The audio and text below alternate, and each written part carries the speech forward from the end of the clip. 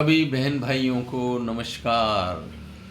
आज की हमारी चर्चा का विषय है प्रधानमंत्री का जो लेटेस्ट पॉडकास्ट हुआ है लेक्स फ्रीडमैन के साथ, जो अमेरिकन पॉडकास्टर हैं, एआई एक्सपर्ट हैं, कंप्यूटर साइंटिस्ट हैं, एक बहुत ही मल्टी फैसेटेड पर्सनैलिटी के मालिक हैं।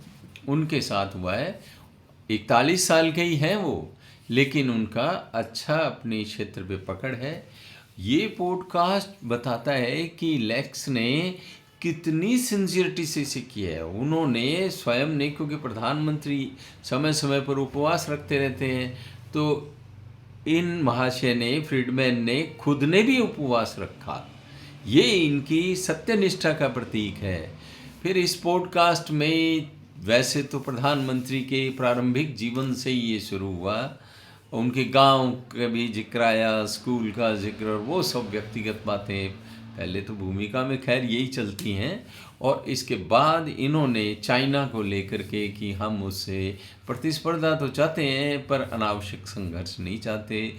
पाकिस्तान को लेकर के भी इन्होंने बताया कि मैं गया था, लेकिन उस इनिशिएटिव को उन्होंने फ़ायदा नहीं उठाया। उनको वैसे भी बुलाया गया शपथ ग्रहण समारोह में। तो ये आरएसएस के बारे में कि आरएसएस ने इनके जीवन को गढ़ने में सहायता की, संस्कार देता है आरएसएस जो है राष्ट्रवाद सिखाता है। और राष्ट्रवाद तो सब में होना ही चाहिए, क्योंकि जिस जगह आप रहते हैं, जिस मातृभूमि पे आप रहते हैं, जिससे आपके शरीर की पोषण होता है, ये पंच तत्व उसी से पुष्ट होते हैं। तो कम से कम राष्ट्रवाद तो होना ही चाहिए। वो वफादारी की पहली बात है। जिसमें राष्ट्रवाद नहीं है, इसका मतलब वो उस भूमि के प्रति भी वफादार नहीं है, तो औरों के प्रति क्या वफादार होगा, ये संदेह पैदा कर देता है। वैसे ही गुजरात दंगों की बात हुई, यूएनओ के ऊपर, ट्रंप के ऊपर, इंटरनेशनल रिलेशंस के ऊपर प्रधानमंत्री की इस पॉडकास्ट में बात हुई, नेशनल अफेयर्स की भी हुई, और व्यक्तिगत जीवन तो है ही। जैसे गुजरात के दंगों को लेकर के भी उन्होंने स्थितियों को स्पष्ट किया कि बहुत हंगामा मचा और बाद में कोर्ट ने बिल्कुल क्लीन चिट दी है। दंगे उससे पहले कितने ज़्यादा होते रहते थे गुजरात में, उसका भी उन्होंने बताया। 250 दंगे पहले हुए थे, और के उसके बाद तो कोई गुजरात के 2002 के दंगों के बाद तो कोई दंगे हुए भी नहीं, कोई ख़ास बड़े स्तर के दंगे नहीं हुए। छिटपिट तो जहाँ लोग रहेंगे आपस में भिड़ते रहेंगे, छोटी मोटी बातें तो होती रहती हैं, लेकिन बड़े दंगे नहीं हुए। अब मैं थोड़े दुख के साथ भारतीय पॉडकास्टर का भी जिक्र करूंगा। किसका? रणवीर अल्लाबादिया का। ये भी एक युवा पॉडकास्टर है, अच्छे कंटेंट क्रिएटर है, मेधावी हैं, लेकिन अभी ये 31 साल के ही हैं, तो थोड़ा बचपना ये कर गई। इनको कंटेंट क्रिएटर का प्रधानमंत्री ने अवार्ड भी दिया और इन्हें प्रोत्साहित करने का प्रयास भी किया। और रणवीर अल्लाबादिया क्योंकि कॉन्फिडेंस से भरे हुए हैं, जीवन की युवा अवस्था में इतनी सफलता मिल जाए तो भाई फिर तो जोश आएगा ही ना। तो उन्होंने कहा कि मैं प्रधानमंत्री जी आपके साथ पॉडकास्ट करना चाहता हूँ। तो ऐसी इन्होंने अपनी भावाभिव्यक्ति भी की। मर्केंडाइज वगैरह भी है इनका, एंटरप्रेन्योर हैं, इनके कई चैनल हैं, करोड़ों की इनकी व्यूअरशिप है और सब्सक्राइबर वगैरह बहुत हैं इनके।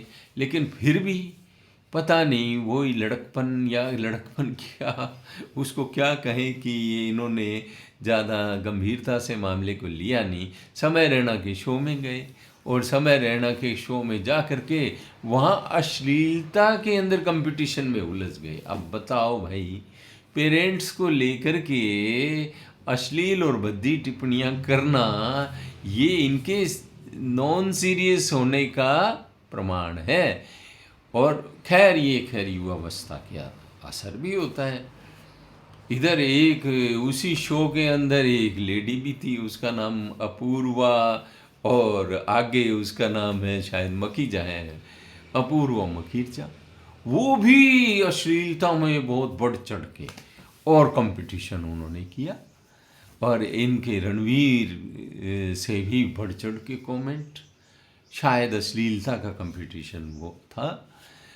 रणवीर अल्लाबादिया के लिए मैं ये कहना चाहूँगा कि उन्होंने अपने उभरते हुए करियर के ऊपर कंटेंट क्रिएटर के रूप में जो उनका सम्मान है, जो उनकी एक्सेप्टेबिलिटी है, उसके ऊपर उन्होंने बिना वजह खुद ही डेंट मारा, सेल्फ गोल किया। अरे क्या ज़रूरत थी?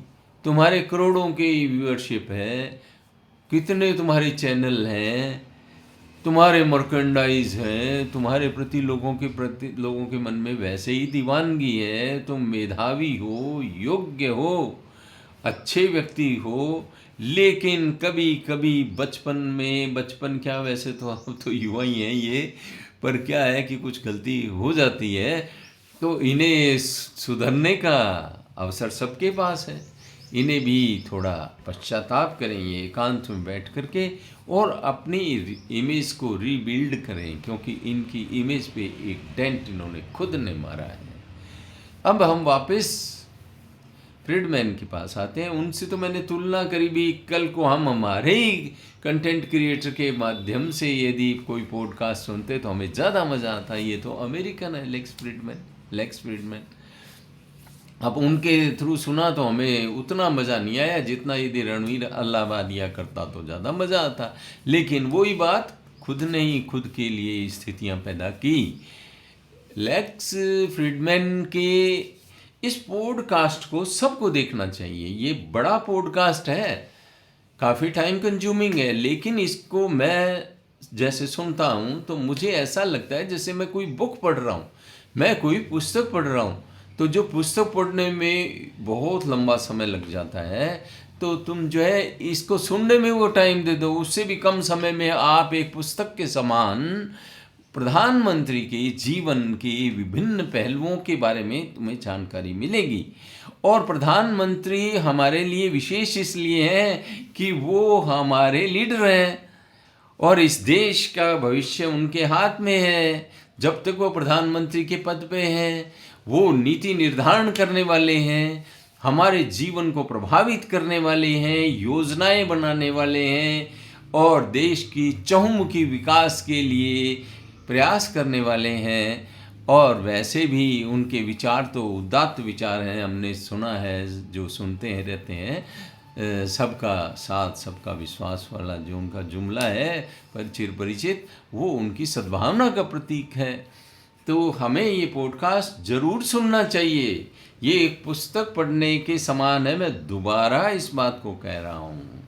ये रणवीर अल्लाबादिया वगैरह तो मैंने इसलिए कहा भी, ये अभी विकसित उभरते हुए सितारे थे, इन्हें सावधानी से कदम रखना चाहिए। सफलता जो है ना, सफल हो जाना एक बात है, पर सफल हो करके फिर निरंतर संतुलित बने रहना और मर्यादित ढंग से आचरण करना, ये दूसरी बात है।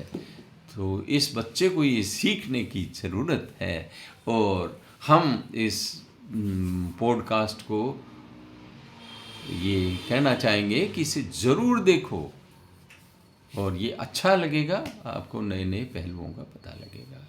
आपको मेरी बात पसंद आई हो तो लाइक, शेयर एंड सब्सक्राइब करें। पुनः धन्यवाद।